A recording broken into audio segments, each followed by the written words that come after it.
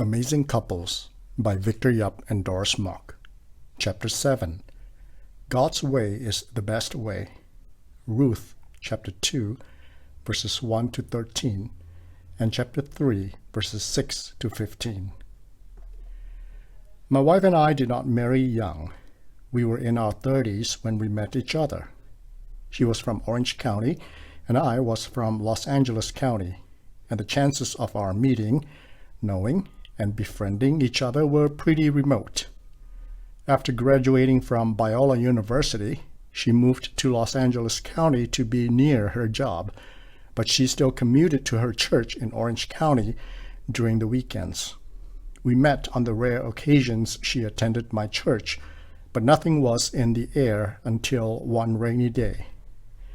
The Sunday before Christmas, the pouring rain deterred my wife from driving 45 minutes in the rain to her church, so she decided to attend my church. Our acquaintance with each other before then had gone no further than normal greetings at fellowship meetings. But that morning, I delivered the sermon, baptized new converts, and coordinated the joint worship since I was the only pastor in the three-language congregation. Up to that point, my future wife had not heard me preach since she attended the Cantonese congregation when she was there, while at the same hour I was preaching in the English congregation. That day, she told me she liked the Christmas sermon, and I immediately liked her good taste. The match could not be any better. The long wait for the right person was justified because God had brought someone sweet, nice, and loving to me, one who has a heart for God, people, and ministry. Boaz, the great-grandfather of King David, the ancestor of Jesus Christ, Matthew 1:5 and Luke 3:32, the Messiah-type kinsman redeemer, was an upstanding citizen of good stock and had an impeccable record. He was blameless, peerless, and guileless. The landlord was beyond reproach, highly esteemed and good husband material. However, he had yet to have a wife or a date, although he later found the woman of his dreams. The match was made in heaven, and their love story was one for the ages. The barriers included marital status, racial identity, and social standing. Ruth was a widow, a Gentile, a hard-working migrant worker. Boaz was a bachelor, a Jew, and a successful plantation owner. What type of person are you looking for in a future spouse? What characteristics do you value, and what characteristics do you offer? What kind of relationship does God bless? First, be graceful in conversation. Ruth chapter 1, verses 1 to 4. Now Naomi had a relative on her husband's side from the clan of Elimelech, a man of standing, whose name was Boaz. And Ruth the Moabitess said to Naomi, "Let me go to the fields and pick up the leftover grain behind anyone in whose eyes I find favor." Naomi said to her, "Go ahead, my daughter." So she went out and began to glean in the fields behind the harvesters. As it turned out, she found herself working in a field belonging to Boaz, who was from the clan of Elimelech. Just then Boaz arrived from Bethlehem and greeted the harvesters. "The Lord be with you." Someone has said, "Smart boss plus smart employee equals profit. Smart boss plus dumb employee equals production. Dumb boss plus smart employee equals promotion. Dumb boss plus dumb employee equals overtime." W. H. Griffith Thomas scourged Christians this way: "There is no greater foe to Christianity than mere profession. There is no greater discredit to Christianity today than to stand up for it and yet not live it in our lives. There is no greater danger in the Christian world today than to stand up for the Bible and yet to deny that Bible by the very way we defend it. There is no greater hindrance to Christianity today than to contend for orthodoxy, whatever the orthodoxy may be, and to deny it by the censoriousness, the hardness, the unattractiveness with which we champion our cause.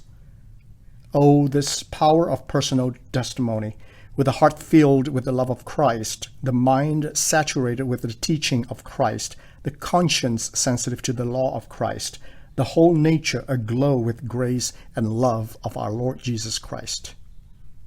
The person God uses and exalts must be a godly person, one who must have God's interests at heart, who acts on God's behalf and does things God's way. Boaz's first appearance in the book was the scene of a pronouncement, a greeting, and a blessing for his workers. Ruth 2:4. He always brought a blessing with him, but he did not say it to impress people around him.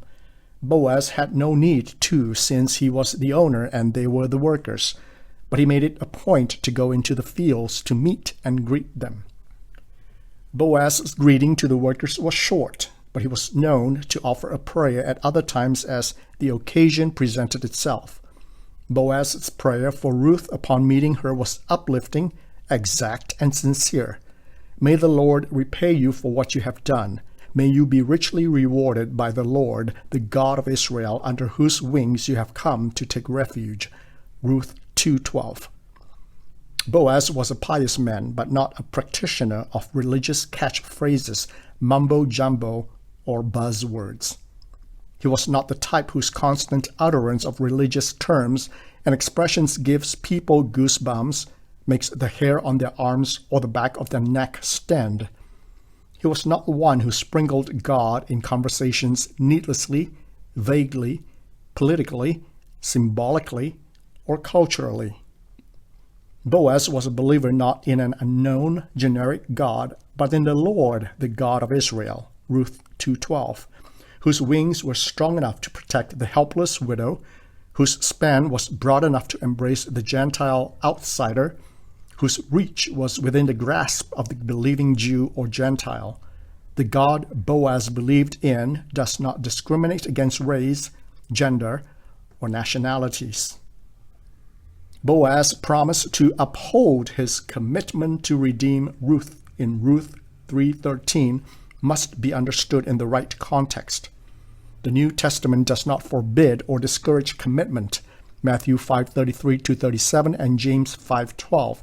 Jesus said, simply, let your yes be yes and your no, no. Jesus' words were not meant to discourage social commitment, but to discourage religious vanity. Second, be guarded in choice. Ruth chapter 2, verse 11. Boaz replied, I've been told all about what you have done for your mother-in-law since the death of your husband, how you left your father and mother and your homeland and came to live with a people you did not know before. A while ago, my wife gleefully forwarded me an email about a point system for scoring men for the way they treat ladies. Points are added for doing something she likes, subtracted for what she dislikes, and not awarded for something she expects. The point system. Simple duties. You make the bed, plus 1, but forget to add the decorative pillows, 0. You throw the bedspread over rumpled sheets, -1. You leave the toilet seat up, -5. You replace toilet paper when it's empty, 0. When the toilet paper roll is barren, you resort to Kleenex, -1. When Kleenex runs out, you use the next bathroom, -2. You check out a suspicious noise at night, 0. And it's nothing, 0. And it's something, +5. You pummel it with a 6-iron, +10, but it's her pet, -10. Social engagements. You stay by her side the entire party, 0. For a while, then leave to chat with a college buddy, -2, named Tiffany, -4. Her birthday. You take her out to dinner, 0. You take her out to dinner and it's a sports bar, -2. And it's all you can eat night, -3. And your face is painted with the colors of your favorite team, -10. A night out. You take her to a movie, +2. She likes, +4. You hate, +6. You like, -2. It's called Death Cop 3, -3, which features cyborgs that eat humans, -9. You lied and said it was a foreign film about orphans, -15. The big question, do I look fat? You hesitate in responding, -10. You reply, where? -35. Any other response? -20. Sorry, there's no way out of this one without a loss of points. Communication. When she talks about a problem, you listen, displaying what looks like a concerned expression, 0, for about 30 minutes, +5, or over 30 minutes without looking at the clock, +100, because you've fallen asleep, -20. The man God uses and exalts is a guarded, wise, intelligent, discerning, and fair man. It has been said that marriage is maximum temptation and maximum opportunity. Boaz's unmarried status was too good to be true. He was a potential husband with no takers. His kind was few. Boaz was rich, single, and unattached. He was quite a catch, but he did not bite. Why? It was not because he was not the marrying kind, but that he had high hopes and high ideals for the special someone. Getting married was not his sole purpose in life, the foremost thing to do, or the only thing on his mind. Getting married to the right person was the only good reason for marriage. Boaz was not blind or infatuated. He was not about to be rushed or bullied into marriage. Israel's leading man was single, but never desperate. Boaz loved with his ears, eyes, and mind wide open. He was all ears to what was said about Ruth. Boaz listened attentively to the story of the amazing Gentile woman who forsook homeland security, adopted local customs, and overcame linguistic, cultural, relational, social, and geographical barriers. Ruth 2:6. He liked the fact that the future mother of his kids was known to her former mother-in-law as a kind person, Ruth 1:8, to her foreman as a relentless worker, Ruth 2:7, and to the neighbors as a loving daughter-in-law, 4:15. Most of all, Boaz liked what the townsmen were saying about Ruth, that she was a woman of noble character, Ruth 3:11. Ruth had sterling character. Boaz also loved with his eyes wide open. He saw her glean, intensive surely in Hebrew, work non-stop in the fields, verse 2, from morning till evening. Ruth would stand and work in the fields for hours, days, and months, but yet never complained about her lot in life. Glean occurs 12 times in the chapter, verses 2, 3, 7, 8, 15, 15, 16, 17, 17, 18, 19, and 23, more than in any other chapter in the Bible, and field 8 times, verses 2, 3 twice, 6, 8, 9, 17, and 22. She stopped for lunch with Boaz and immediately got back to work after the break, Ruth 2:15. Even together, she was not one who would talk to him, Ruth 2:5, eat with him, Ruth 2:14, or take from him, Ruth 3:17, without an invitation. Boaz saw in Ruth a woman of faith, courage, and dignity.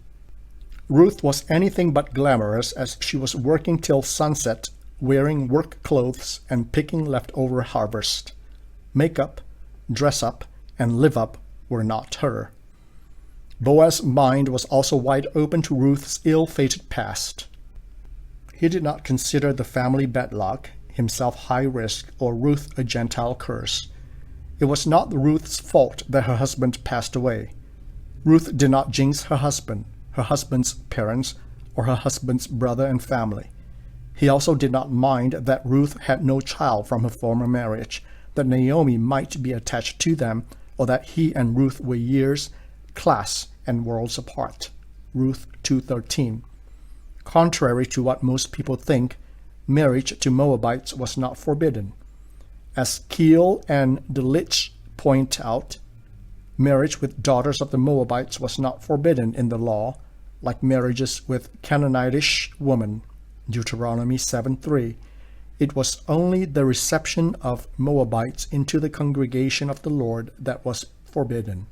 Deuteronomy 23, verse 4. Third, be gentlemanly in conduct. Ruth chapter 3, verses 7 to 13.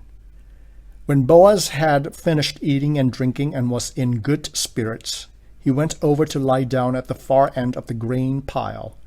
Ruth approached quietly, uncovered his feet, and lay down. In the middle of the night, something startled the man, and he turned and discovered a woman lying at his feet. "Who are you?" he asked. "I am your servant Ruth," she said. "Spread the corner of your garment over me, since you are a kinsman redeemer."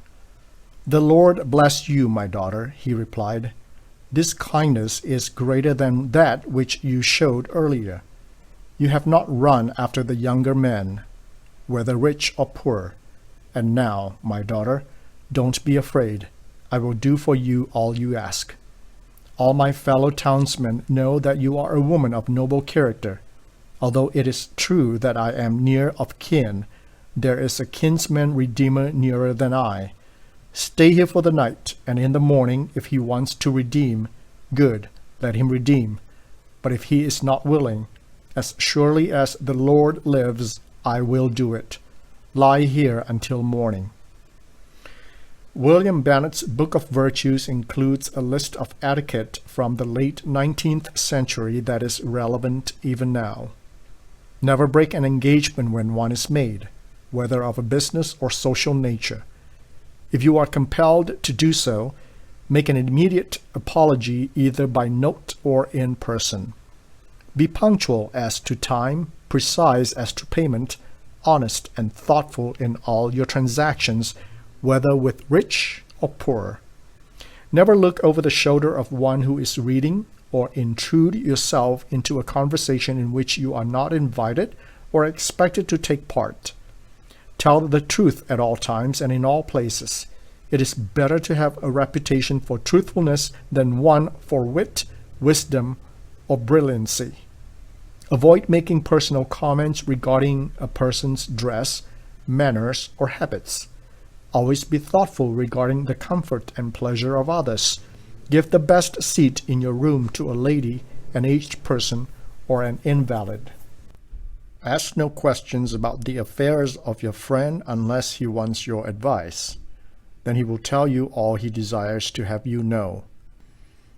A true lady or gentleman, one who is worthy of the name, will never disparage one of the other sex by word or by deed. Always remember that a book that has been loaned you is not yours to loan to another. Mention your wife or your husband with the greatest respect, even in your most familiar references. If you have calls to make, see that you attend to them punctually. Your friends may reasonably think you slight them when you fail to do so. Be neat and careful in your dress, but take care not to overdress. Boaz was upright.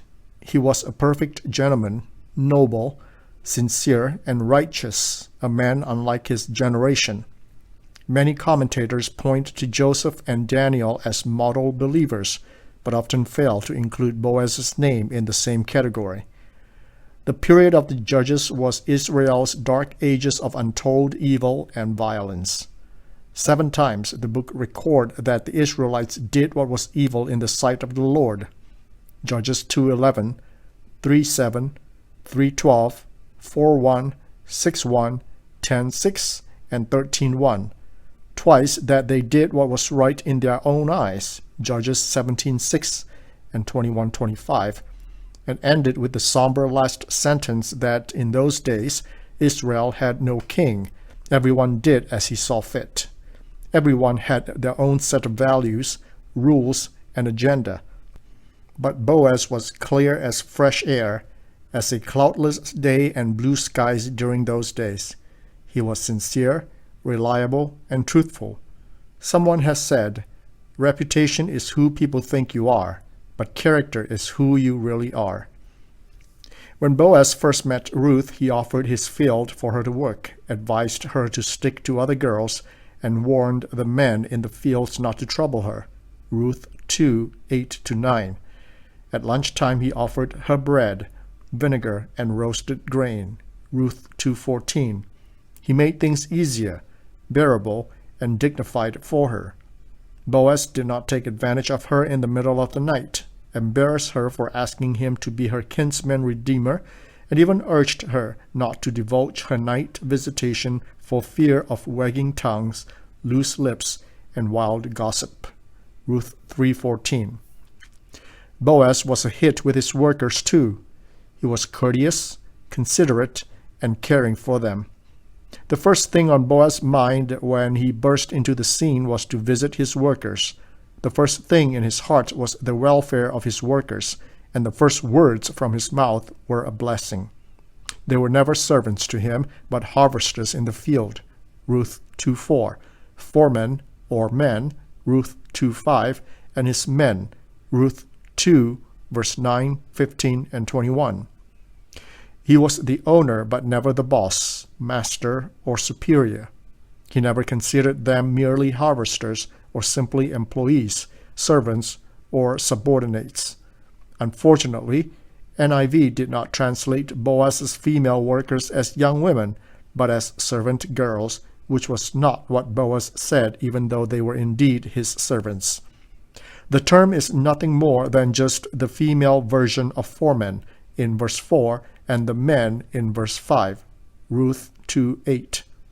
Ruth used another Hebrew word, maid, on herself when she considered her own standing less than one of Boaz's maids, Ruth 2:13. The only true servant word in the book and the only servant Boaz called was his own son, Obed. The longer name, Obadiah, means servant of God. Boaz, even though he was in love with Ruth, made it his business to find the best home for Ruth, not the best wife for himself.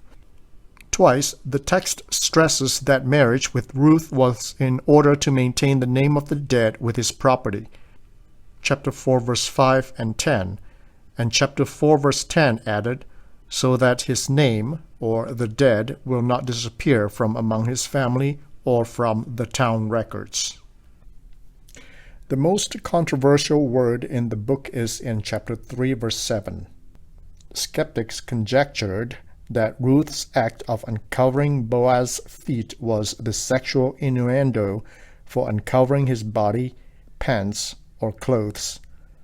The only other time this word was used other than in Ruth was in Daniel 10, verse 6, when Daniel had a dream of a man with bronze legs, nothing more than that. The text also did not indicate that anything improper, immoral, or sexual had happened. The attempt to stain Ruth as a loose woman who did something immodest, indecent, and even immoral has no biblical support.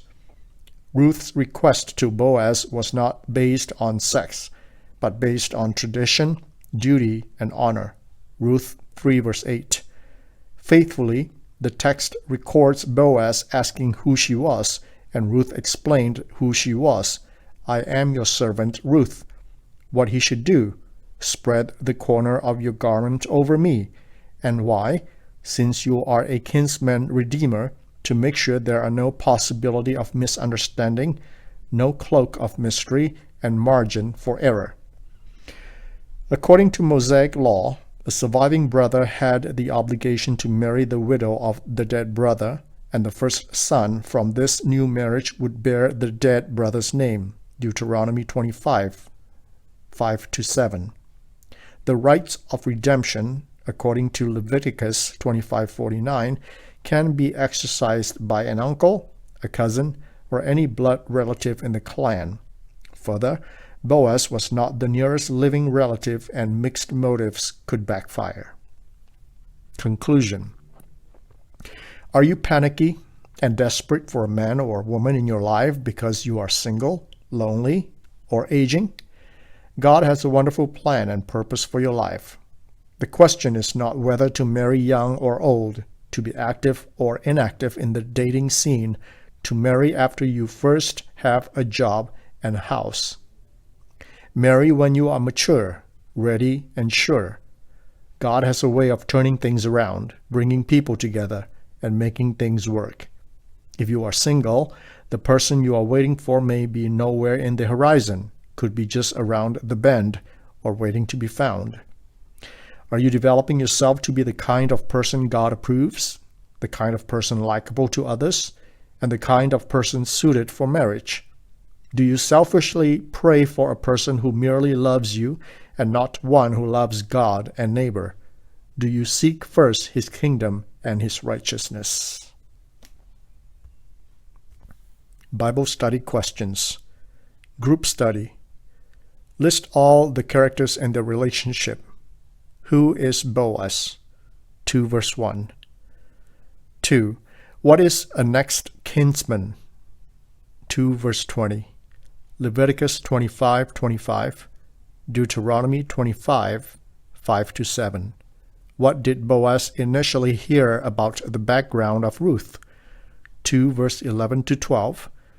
What was Boaz's impression of Ruth later?